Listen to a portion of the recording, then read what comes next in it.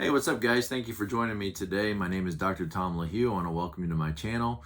And we talk about all things to do with the Enneagram on this channel, trying to better understand ourselves and better understand the people that we love and care about so that we can relate to one another in a more compassionate, kind way. In the description below is a link to my website, tomlahue.com. I'd love for you to check it out. I do book coaching appointments with people to help them understand more about themselves, their Enneagram types, and also the relationships that they're in, marriage, pre-marriage coaching, or just relationship coaching. So I'd love to work with you if you sense that need in your life to know more about yourself or how to get on a healthier plan for yourself, and choose healthier patterns, get out of that stress point. So also thank you to my patrons. I really appreciate your support for this channel. So let's get into our subject today. Today we want to talk about, we want to keep going with this idea of people pleasers, because a lot of the types do have a people pleasing aspect, which is great in the sense of trying to make people happy and trying to, I'm all about that. As a type 7 wing 6, I know that there are some people pleasing tendencies within me. Which, can be a good thing. There's a positive aspect with caring about other people's, taking those into consideration, taking people's feelings into consideration. So I know a lot of 2s can relate to people-pleasing tendencies, a lot of type 2s, a lot of type 9s, especially the 9 wing 1. Some 1s, I think, could really benefit from the conversations that we're having about people pleasing. 6s, I think, could benefit greatly from this information, and I'm sure there's others as well that could find this information useful. I think that some of the ones that aren't so focused on people pleasing, this information can be helpful to you to better understand why people might avoid you. People might avoid you because you come on very strong and they don't want to have to interact with you in a way that makes them feel insecure or uncomfortable, and so they may just avoid you. One of the tactics of a people pleaser is to avoid others, because I don't want to tell them no. The people pleaser doesn't want to tell them no, doesn't want to get into conflict, doesn't want an argument, doesn't want to feel that somebody else is upset with them or angry with them or that there's conflict, and so they may avoid you if they feel like there's going to be some kind of negative interaction or some kind of unpleasant or uncomfortable interaction. So you may, as a non-people pleaser, wonder what's going on in the minds of other people. So again, all of this is to help foster a sense of compassion and understanding so that we can better relate to one another. But I want to speak to the people pleasers out there today. I want to speak to you about this issue of anger. And let's try to come to some understandings about anger. As a people pleaser, not only may you be very uncomfortable with other people's anger, experiencing other people's anger. You don't want people to be disappointed with you. You don't want to upset people. You don't want to be the cause of their anger. And you don't want all that conflict. And so you might very well mitigate your behaviors and what you say and do in an attempt to prevent someone else's anger. It's as if I think, well, what I say and what I do is going to cause your anger, and so I need to be very careful, very cautious, walk on eggshells around you, or avoid you, because I don't want to be the cause of initiating that anger in you. But I think people pleasers also can be very afraid of their own anger, not wanting to experience anger within themselves. And I think type 1s, could understand this, that it's not good in their mind, not just 1s, but others as well. You may have this feeling like it's not appropriate, it's not good to be angry. Anger is bad, and anger must be avoided. It's not appropriate for me to be angry. angry is being selfish. Angry is something that is going to provoke anger in others. If I accept that I'm angry, then I might provoke anger in somebody else at my anger. And so we do some really interesting things with our anger. First of all, let me say this. If you are a human, then you should experience anger at times. Okay? So period. It's absolutely normal and natural for us to experience anger and feelings of anger. We should feel anger when we see somebody is being mistreated. We should be angry about that. When somebody betrays a trust, when someone is humiliating another person, when someone is taking advantage of another person. There's a long list of when anger is absolutely the appropriate response. And deciding that I can't allow myself to experience anger, or that it is somehow shameful to be angry and that I should feel guilty for being angry, is a counterproductive idea. And it's going to just be a waste of time, and actually is going to be detrimental to my relationships. The thinking, I think, is that if I care about my relationships, then I can't let anger come in and disrupt and destroy those relationships. So I need to be very careful to never allow anger to show up in the other person or in myself. And so if I know that, these actions of mine have a tendency to invoke anger in the other person, well, then I won't take those actions. I know that if I say something that could provoke anger or initiate an angry response in somebody else, well, then I'll just be very careful what I say, because anger can destroy a relationship. And so I then have to work very hard to preempt any of my behaviors or words that might in any way invoke an angry response from someone else. Not only that, but then I need to work very hard in making sure that I don't express any anger in myself. And if somebody says, "Wow, Tom, you look angry right now." "Oh, no, I'm not angry. No, I'm not angry." And people pleasers will do this. People pleasers have this sense that their anger is never justified, that it is never appropriate, it is never okay. Look at those words: never, never, always, should. These are very rigid ways of thinking, that it's never appropriate to be angry. It's never okay that somebody is angry at me, with me, against me. Is never. That's very rigid thinking. And rigid thinking is typically problematic. We want to have much more flexible thinking. That, yeah, there are times when it is appropriate to be angry. When someone's taking advantage of me, when someone's taking advantage of my kindness, or taking advantage of another person's kindness, when somebody is mistreating another person, when somebody is lying, deceiving, robbing, stealing, betraying, all of those are absolutely appropriate for you to respond with anger. The problem is not, and it's so ridiculous, because then you're angry at yourself for being angry. Yeah, well, that'll spin your brain. You get angry at yourself for feeling anger. So you're angry, you're upset, but then you're like, no, that's not appropriate. It's not nice to be angry, so I need to not be angry. And now you're angry at yourself for having anger, or you're angry at your mate, you're angry at your friend, or you're angry at your wife because they're angry. It's not appropriate for them to be angry. Don't they know that anger destroys relationships? I'm angry at them for being angry.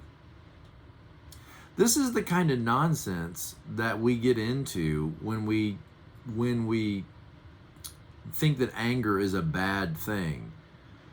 Anger is not always a bad thing. I think I've demonstrated that in this video, that anger sometimes is appropriate. Anger sometimes is necessary. Anger is sometimes the exact right response that we should have. So what's the problem? The problem is not in the anger. The problem is in how we express anger. There's the part that should scare us. There's the part that we need to be cautious. It's not appropriate to express anger in an inappropriate way. Well, what's the inappropriate ways we express anger? I like to think of this as a highway, okay? So think of it as a highway. There is an appropriate way to drive a car, and that is to stay on the highway. What happens when you get over too far to the left or get too far to the right? You run off the road and you are in danger of injuring yourself and others. You must keep the car on the highway. Too far to one extreme, too far to the shoulder on either side, and you run the risk of serious damage, okay? Anger is like that. Anger needs to be expressed appropriately. Anger needs to be expressed effectively.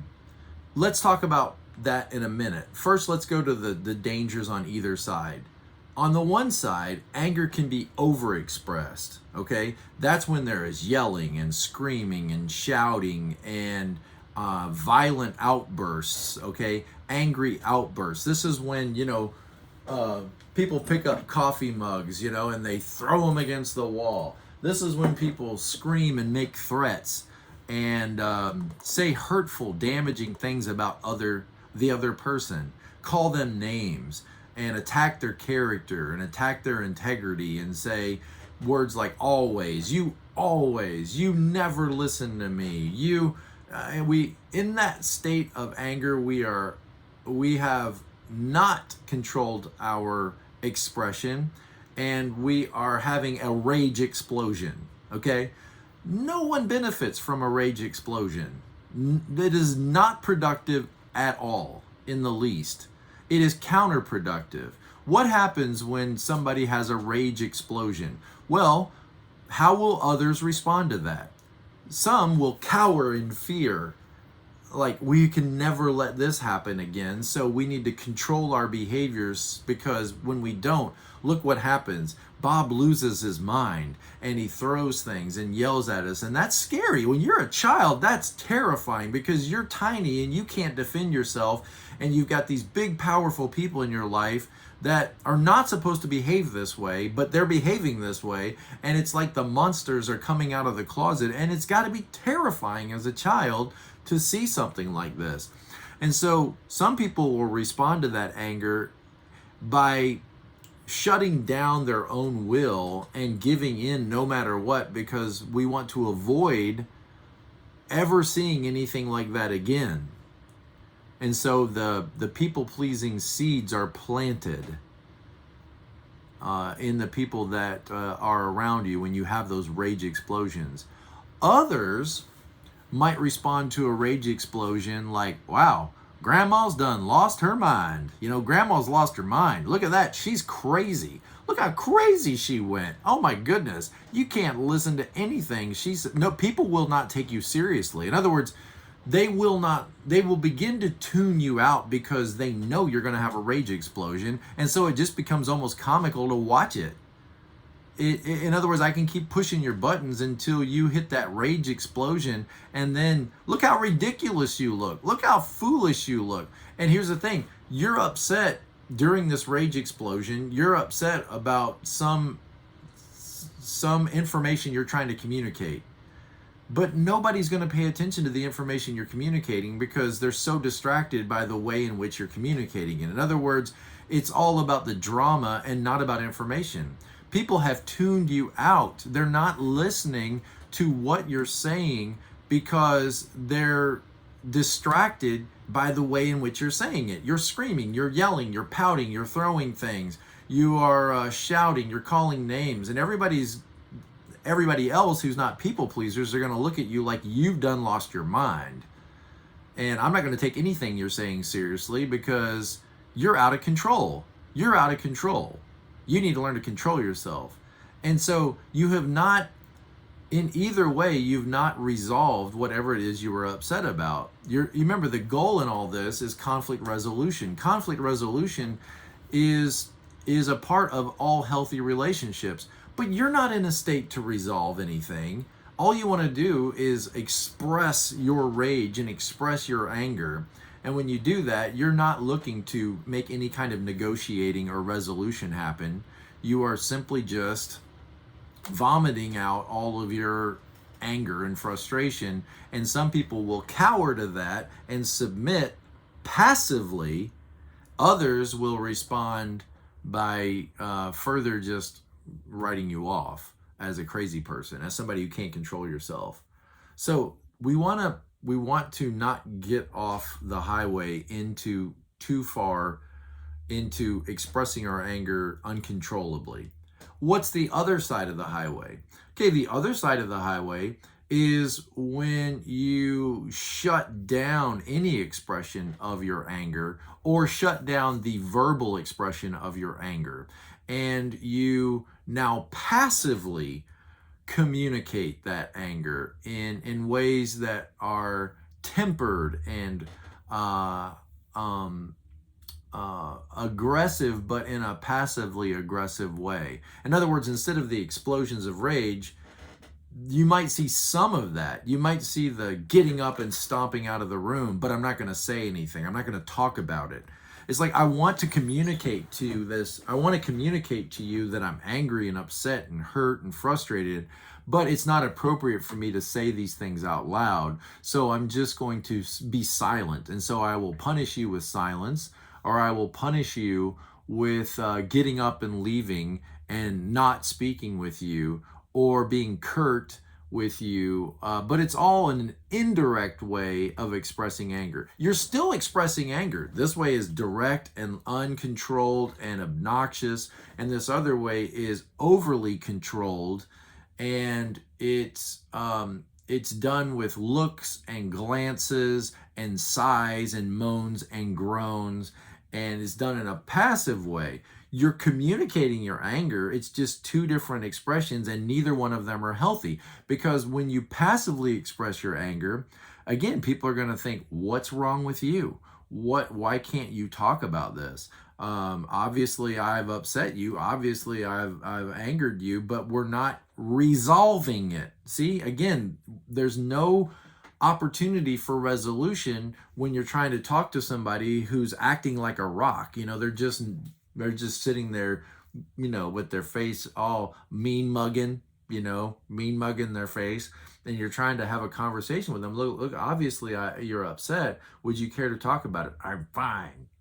Really? You're fine? Okay, well, all right.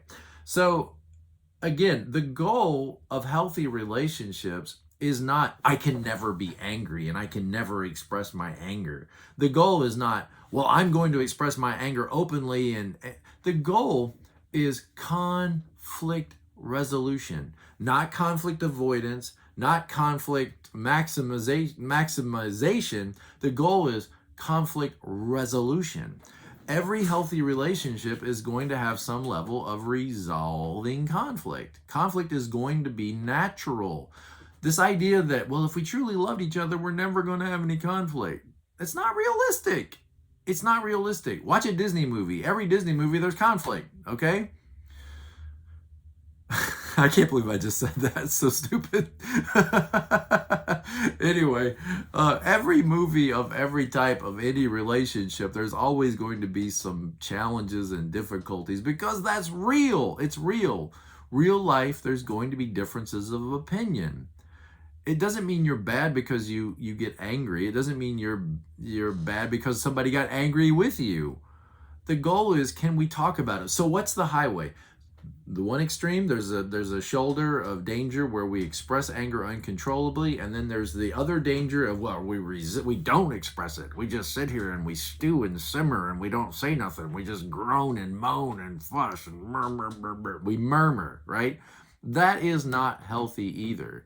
Passively, in silence, Cold War tactics. Okay, what's healthy? Well, hopefully you can see there's a middle road here, right? The middle road is we talk about it. We talk about it. How much healthier is it to just express your anger through words? Through words. Watch what I mean. Let's go to this side of the road, this bad side of the highway. I'm so angry right now, I can just throw things. I just hate you. I can just pull your veins out of your neck and just throw them against the wall. Okay, ridiculous, right? Okay, no problems are going to be solved that way. And get this, when you don't resolve conflicts, you just get to have them over and over and over and over again. Isn't that fun? When you don't resolve your conflicts, you get to have the conflicts over and over again. They just come up again and again and again. And some marriages have been fighting the same stupid conflicts for 10, 15, 20 years because they refuse to resolve them, because resolving them would mean we'd have to stop and change our patterns, and we resist change. So we get to keep having the same conflicts over and over and over because we'd never resolve them. Okay, so pulling people's veins out and throwing them against the wall, that is not conducive to conflict resolution. All right, and then go the other side. What's the matter? I'm nothing. I'm fine. It's okay. That doesn't resolve anything either, because we're not allowed to talk about it, because I can't hurt anybody's feelings, and I got to be a nice person, and I'm a good person. Good people don't get angry, even though you're obviously angry. You can't emotionally be mature enough to talk about it because good people don't get angry. All right, so resolution says, let's talk about our anger. How much more powerful and effective would it be if let's say you were upset with your teenager for, shirking off their responsibility, not cleaning their room, and going to the party anyway, after you've clearly told them that you can't go to the party until your room's clean.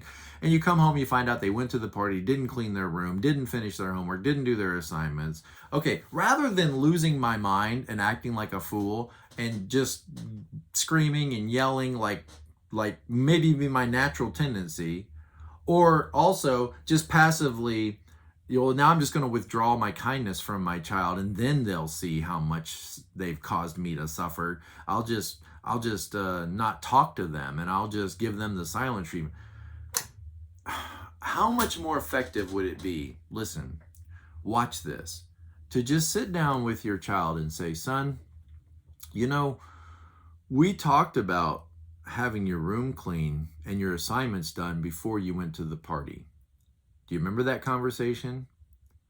Okay, but you didn't get your assignments done, you didn't get your room clean, and you went to the party anyway. Is that correct? Listen, when you disobey our requests of you as parents, you need to understand that makes me incredibly angry and upset. Now look at that. Did you feel that? Did you feel how powerful that is? I mean, you're not even my kid, right? But you heard that and you were like, gosh, I don't want to make somebody angry. I don't want my behavior to make them angry. Oh, that feels terrible. That is very powerful. Just to say you're angry. It's just to communicate that. It's very powerful to say, look, when you talk to me like that, when you leave me in the dark and you take me for granted, that makes me feel very angry. It makes me feel very hurt and upset. And I don't want to feel that way. Now look, I've expressed my anger, but I did it in a very controlled way. I didn't lose my cool. I didn't get passive and start playing all these dramatic games with you that can go on day after day until you can read my mind. Read my mind. I'm not playing games. I'm not losing control. I'm simply just communicating to you with words what's going on the inside. And I'm not making excuses like, oh no, I'm such a good guy, I never get angry. I'm not trying to mitigate any anger. I'm just communicating it to you and saying, look, when you talk to me like that, it makes me feel very angry with you. And now look, I can move toward resolution. And I don't want to feel that way. I love you and I don't want to feel angry with you. And I want us to work toward better ways of communicating with each other. Or I want to make sure you understand that before you go to a party, it's important to have your room clean. And so I don't want this to happen again. And look, now we can start to just hand the young person consequences for their actions, and hopefully they'll never, choose to put off doing their work again before going and going to the party. So everything was able to be talked about in a kind, loving, gracious way. And I didn't threaten anybody with, I'll lose my mind if you don't. I didn't threaten anybody. I just stayed right on the highway and didn't get off on either shoulder. And we're able to communicate and talk through and negotiate our conflicts and resolve our conflicts in a very kind, loving way.